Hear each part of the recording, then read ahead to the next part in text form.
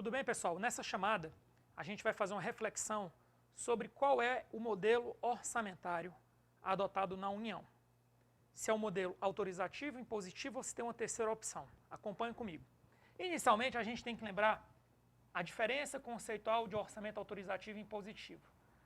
Essa parte aqui, eles são iguais. A diferença está na terceira etapa, ou seja, a primeira e a segunda etapa da elaboração do orçamento, tanto no autorizativo quanto no impositivo, são similares. O executivo prepara e envia para o legislativo propõe emendas, porque a gente está também usando o orçamento no modelo misto, que permite emendas à LOA. A diferença do orçamento autorizativo para o impositivo é que após a aprovação e sanção da LOA por parte do executivo, o executivo pode optar por não executar 100% do orçamento. Ele pode, olha, não usei, não gastei e não presta conta sobre isso. No orçamento impositivo, o executivo ele é obrigado a executar 100% da LOA. Se ele imaginar que ele não vai poder executar 100% da LOA, ele pede autorizações para o legislativo.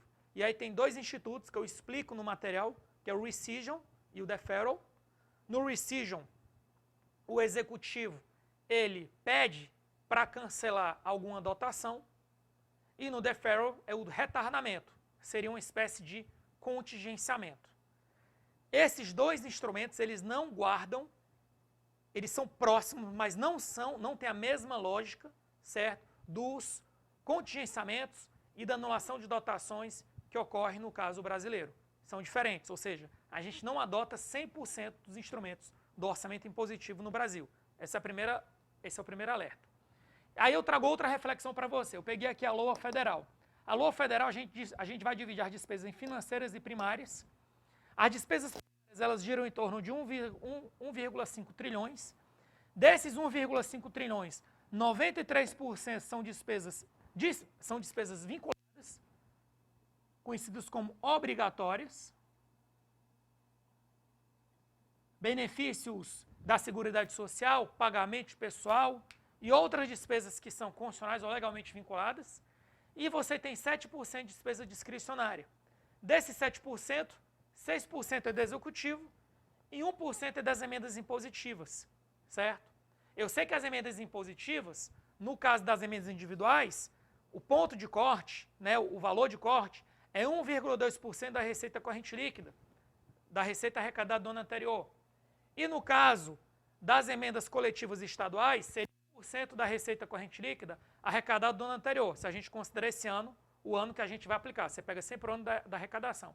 Faça a ressalva que até 31 de dezembro de 2036, essa regra foi temporariamente modificada em função da emenda 95/2016, que trata do teto dos gastos. Aí você pega o valor do ano anterior, corrige pelo IPC acumulado do dia 30 de junho até 1º de julho do ano anterior e chega no valor do ano seguinte. Essa regra, que eu acabei de falar das emendas individuais, 1,2% da receita corrente líquida, e emendas coletivas de bancada estadual, 1% da receita corrente líquida, ela está temporariamente adaptada em função da emenda constitucional 95/2016. Perfeito? Moral da história. A despesa discricionária é a fatia menor, 7%.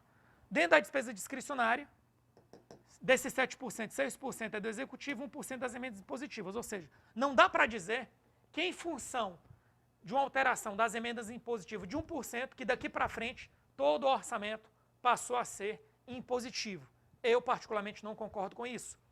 Ah, professor, mas existe o parágrafo 10 do artigo 165, que diz que agora é obrigado a executar 100% do orçamento. Sim, existe esse parágrafo 10, só que tem um detalhe. Esse mesmo parágrafo 10 diz que, se for para cumprimento fiscal e se for para abrir créditos adicionais, dá para alterar esses 6%.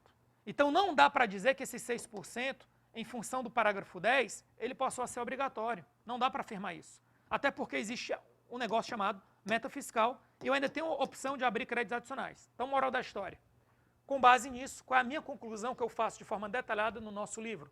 Eu chego à conclusão para você que o nosso modelo é o modelo híbrido, ou também conhecido como orçamento impositivo flexível, porque ele é impositivo, mas ele permite alguma flexibilidade para o executivo alterar o orçamento. de própria vontade. Seria isso, pessoal. Até a próxima.